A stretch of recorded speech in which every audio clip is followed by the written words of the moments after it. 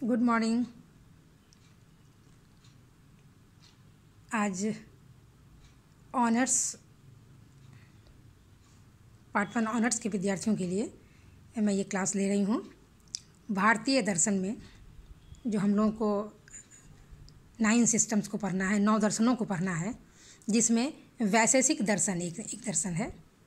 तो उस वैशेषिक दर्शन के बारे में आज हम लोग पढ़ेंगे। वैशेषिक दर्शन क्या है, किसे कहते हैं और क्या है, और उसमें जो 8 प्रकार के द्रव्य जो माने गए हैं, उन द्रव्यों में एक सामान्य द्रव्य जो होता है कि वो सामान्य द्रव्य क्या होता है, उसके बारे में हम लोग आज हम लोग चर्चा करेंगे। तो सामान्य को जानने के पहले सबसे पहले थोड़ा सा हम लोग वैशेषिक दर्शन को 2-4 शब्दों में 2-4 लाइनें एक परिचय हम लोग जान जाए क्या है, फिर उसके बाद हम सामान्य पे आएंगे। ठीक है। तो वैशेषिक दर्शन जो है, जैसा कि नाम से ही हम देख रहे हैं कि यह विशेष नाम भारतीय दर्शन में जो आस्तिक और नास्तिक दर्शनों का जो विभाजन किया गया है, उसमें वैशेषिक दर्शन को आस्तिक दर्शन का समर्थक माना जाता है या आस्तिक दर्शन माना जाता है, क्योंकि वह अन्य आस्तिक दर्शनों की तरह वेद की प्रामाणिकता में यह दर्शन भी स्वीकार करता है। और वैशेषिक दर्शन का जो नाम ये पड़ा है वैशेषिक, तो इस वैशेषिक दर्शन कहलाने का कारण यह बतलाया जाता है कि इस दर्शन में एक विशेष नामक पदार्थ की चर्चा की गई है, और उसी विशेष को मानने के कारण वैशेषिक को वैशेषिक दर्शन कहा जाता है। ठीक है, ये इतनी सी बात हम समझ गए। अब कुछ विद्वान कहते हैं कि वैशेषिक दर्शन जो है न्याय दर्शन से प्राचीन दर्शन है। कुछ कहते हैं कि नहीं, ये उससे प्राचीन दर्शन तो नहीं है। लेकिन इन बातों को यदि छोड़ दिया जाए तो फिर हम पहले ये देखें कि वैशेषिक दर्शन जब हम जानेंगे कि किसे कहा जाता है और वैशेषिक दर्शन के प्रणेता कौन हैं, इन्हें जरूर जानना चाहिए। तो वैशेषिक दर्शन के प्रणेता महर्षि कणाद होते हैं। महर्षि कणाद, इनके बारे में कहा जाता है कि ये कणाद नाम क्यों है। तो एक तो कर्ण हो गया, जो कि ये अनु से, तो चूँकि वैशेषिक दर्शन में पदार्थों की चर्चा की गई है, इसलिए भी इनका नाम कणाद पड़ा है।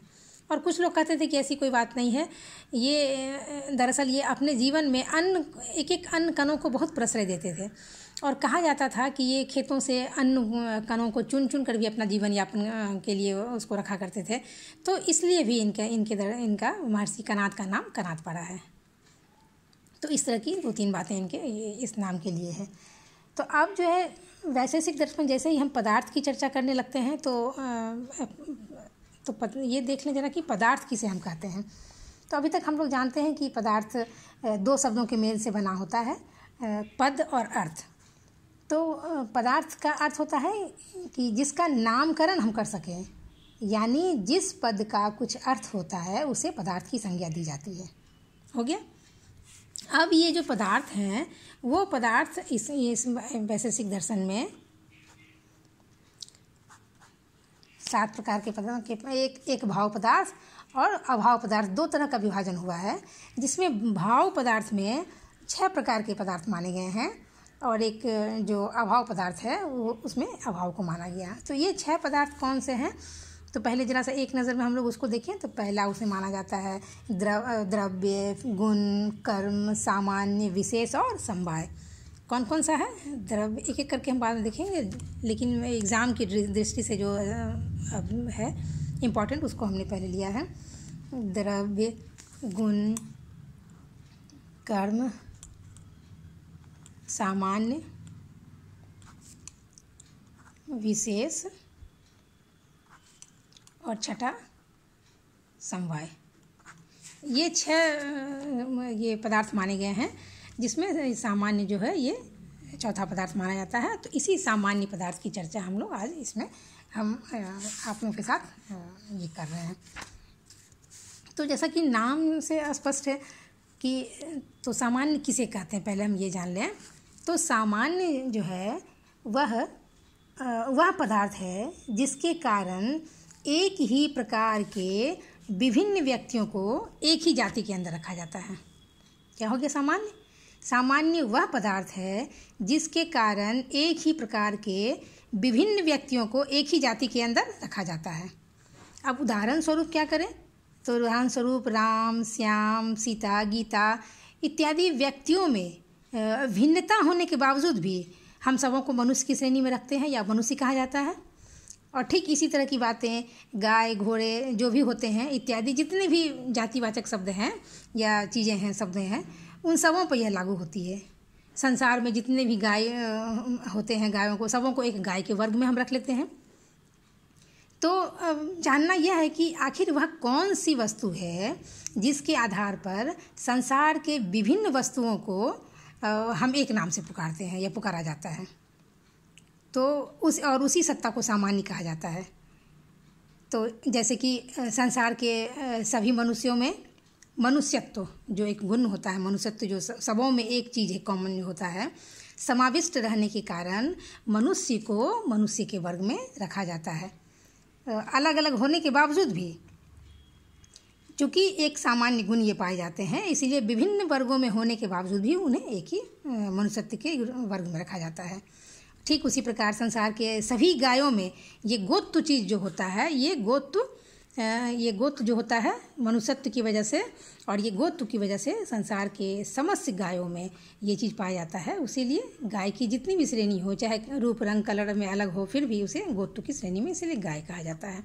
और मनुष्यों में चूँकि मनुष्यत्व का गुण होता है, इसलिए उस गुण के बारे में उसके को लेते हुए उसी के लिए सामान्य गुण ये होता है मनुष्यत्व, ये गोत्व, तो उसे एक सामान्य के गुण में सामान्य कहा जाता है। इसे ही तो इससे यह सिद्ध होता है कि सामान्य व्यक्तियों अथवा वस्तुओं में ये समानता को, सामान्य गुण जो है वो समानता को प्रस्तावित करता है। तो पहला ये हो गया। अब है कि सामान्य के को लेकर के भारतीय विचारधारा में 3 तरह के मत पाए जाते हैं। पहला मत होता है नामवाद का, ये नामवाद पहला मत आता है। तो हम 2 पंक्तियों में ये देखें कि नामवाद किसे कहते हैं। तो इस मत के अनुसार व्यक्ति से स्वतंत्र सामान्य की सत्ता नहीं है। क्या होता है इस मत के अनुसार? व्यक्ति से स्वतंत्र सामान्य की सत्ता नहीं है। सामान्य एक प्रकार का नाम है। सामान्य व्यक्तियों का सर्वनिष्ठ और आवश्यक धर्म ना होकर सिर्फ नाम मात्र का है। क्योंकि गाय को गाय कहलाने का यह कारण नहीं है कि सभी गायों में सामान्य और आवश्यक गुण गोत्व निहित है, बल्कि गाय को गाय कहलाने का कारण यह भी है कि वह अन्य जानवर जैसे कि घोड़ा हो, हाथी, भैंस इत्यादि आदि से भिन्न है। तो इस मत में जो है सामान्य की सत्ता का निषेध कर दिया गया है। और यह हम इस मत के समर्थक क्या होते हैं? बौद्ध दर्शन जो होता है ये इस मत के नामवाद के समर्थक हैं। बौद्ध मत इसके समर्थक कहलाते हैं। अब प्रत्ययवाद पे चले आए दूसरे में। तो इस मत के अनुसार सामान्य को मात्र क्या माना गया है? प्रत्यय माना गया है, कॉन्सेप्ट माना गया है सामान्य को। और यहाँ क्या माना गया था? एक नाम माना गया था, इसीलिए इसको नामवाद नाम दिया गया है। एक प्रकार का इसे नाम मान लिया गया है। और इसको प्रत्यय, यहाँ ये प्रत्ययवाद जो है सामान्य को एक प्रत्यय का नाम दिया है, कॉन्सेप्चुअलिज्म का, क्योंकि यह सामान्य को एक प्रत्यय मात्र मानता है। और प्रत्यय का निर्माण व्यक्तियों के सर्वनिष्ठ आवश्यक धर्म के आधार पर होता है। इसलिए इस मत के अनुसार व्यक्ति और सामान्य अभिन्न हैं। चूँकि सामान्य व्यक्तियों का आंतरिक स्वरूप होता है जिसे बुद्धि ग्रहण करती है। और इसलिए इस प्रत्ययवाद के जो समर्थक हैं वो जैन दर्शन है, अद्वैत वेदांत हैं, ये इसके समर्थक हैं। जैन, अद्वैत, ये सब इनके समर्थक सिद्धांत हैं। अब हम लोग वस्तुवाद पे चलाएं। तीसरा मत जो है ये कहते हैं कि सामान्य की स्वतंत्र सत्ता है। सामान्य व्यक्तियों का नाम मात्र अथवा मानसिक प्रत्यय ना होकर यथार्थवाद है। इसी कारण इस मत को रियलिस्टिक व्यू या वस्तुवादी मत कहा जाता है। और इस मत के समर्थक हैं न्याय, और ये वैशेषिक तो है ही, वैशेषिक हैं ही, तो इसलिए इसके वस्तुवाद के समर्थक हैं न्याय और ये। तो इन तीनों मतों को अब अलग अलग देखने के बाद अब हम लोग सामान्य की कुछ विशेषताओं को बताया गया है कि सामान्य किन विशेषताओं को रहने से हम ये समझेंगे कि ये सामान्य के अंतर्गत आते हैं या सामान्य है। तो सामान्य की विशेषताओं बताते हुए पहला कहा गया है कि सामान्य, नित्य, एक और अनेक वस्तुओं में। पहला है कि सामान्य, नित्य, एक और अनेक वस्तुओं में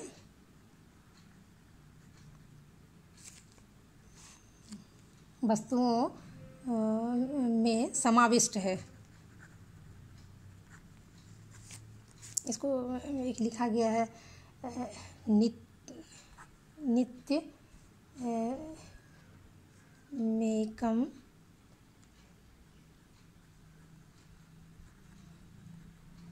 कानुगतम सामान्यम,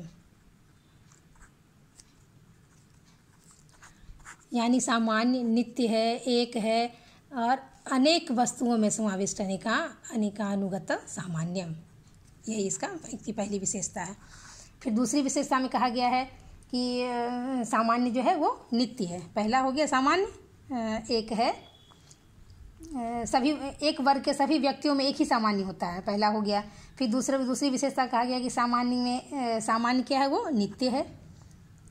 फिर तीसरी विशेषता है कि उसमें तीसरी विशेषता इसी में सब आ जाता है। एक नित्य हो गया, दूसरा एक हो गया सामान्य, फिर तीसरा इसी में है कि एक ही सामान्य वर्ग के भिन्न भिन्न व्यक्तियों में समाविष्ट है।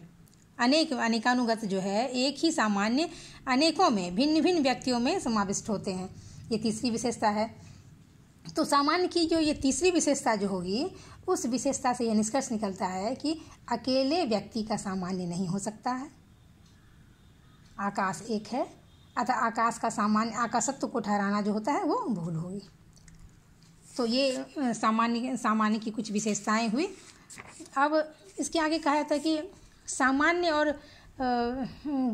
जो है वो गुण से भिन्न होता है। ये जो हम लोग पदार्थों को देखें कि ये 6 तरह के पदार्थ हमारे सामने जो आए और 7वां तो अभाव पदार्थ होता है। तो सामान्य क्या है, ये गुण से भिन्न होता है। गुण का नाश होता है, गुणों का नाश होता है। जैसे गुलाब के नष्ट होते ही समाप्त हो जाती है। तो सामान्य क्या है, ये गुण से भिन्न है, क्योंकि इस गुलाब की गुलाबी नष्ट हो जाती है, जो कि गुलाब का गुण होता है, लेकिन सामान्य नष्ट नहीं होता। सामान्य तो नित्य होता है। और सामान्य को जैसे ही आप गुण मान लेने से द्रव्य और कर्म के क्षेत्र से भी बाहर हो जाएंगे। अतः सामान्य क्या है, वो गुण से पृथक है, गुण से अलग है। और तो सामान्य के बारे में एक और बात पर ध्यान देना यह आवश्यक होता है कि यद्यपि सामान्य वास्तविक है, फिर भी वह अन्य वस्तुओं की तरह काल और समय में, टाइम और स्पेस में वो स्थित नहीं होता है। पाश्चात्य दर्शन में इस स्वरूप की व्याख्या के लिए एक शब्द का प्रयोग किया जाता है। पाश्चात्य दर्शन में इस शब्द में एग्जिस्ट, यानी कि उसमें क्या कहें, अंतर्निहित या एग्जिस्ट नहीं करता, अपितु सबसिस्ट करता है, यानी सत्ता का अभाव है लेकिन अस्तित्व नहीं। मतलब इस तरह का एक पाश्चात्य दर्शन में इस तरह की व्याख्या देखने में आती है। यानी एग्जिस्ट शब्द का व्यवहार वो नहीं करता, बल्कि सबसिस्ट शब्द का व्यवहार करता है। अब वैशेषिकी के अनुसार सामान्य के 3 भेद होते हैं। सामान्य के भेद 3 तरह के भेद हैं। पहला है परसामान्य,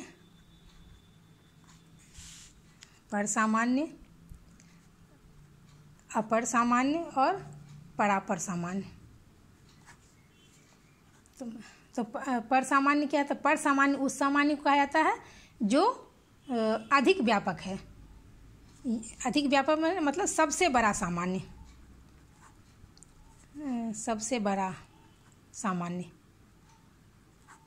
ये हो गया। जो सबसे बड़ा हो वो हो गया पर सामान्य। और इस सामान्य के अंदर सभी अन्य समान समाविष्ट हैं। और सबसे छोटे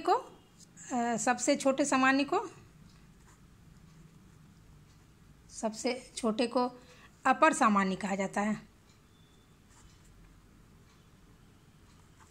अपर सामान्य कहा जाता है।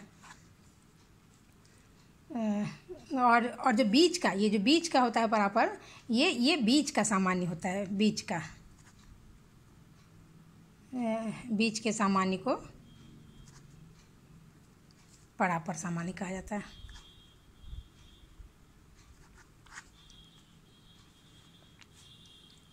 और इस सामान्य का उदाहरण जो है वो द्रव्यत्व होता है, या सामान्य घट की अपेक्षा बड़ा है और सत्ता की अपेक्षा छोटा है।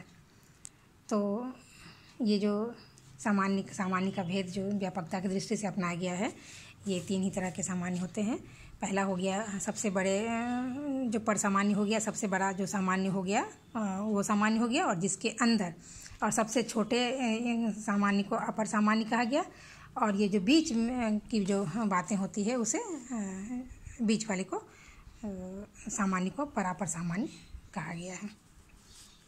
तो मूल रूप से ये बातें थी। तो जैसे ही वैशेषिक दर्शन से सवाल यदि आए कि वैशेषिक दर्शन के सामान्य द्रव्य की चर्चा करें या बताएं, तो मूल रूप से सबसे पहले आपको हल्का इंट्रोडक्शन 2-4 पंक्तियों में वैशेषिक दर्शन के बारे में बताते हुए फिर बताना है कि 2 पंक्तियों में पदार्थ की परिभाषा दे देंगे, और उसके बाद बताएंगे कि पदार्थ को 2 रूपों में बांटा गया है, एक भाव पदार्थ और दूसरा अभाव पदार्थ।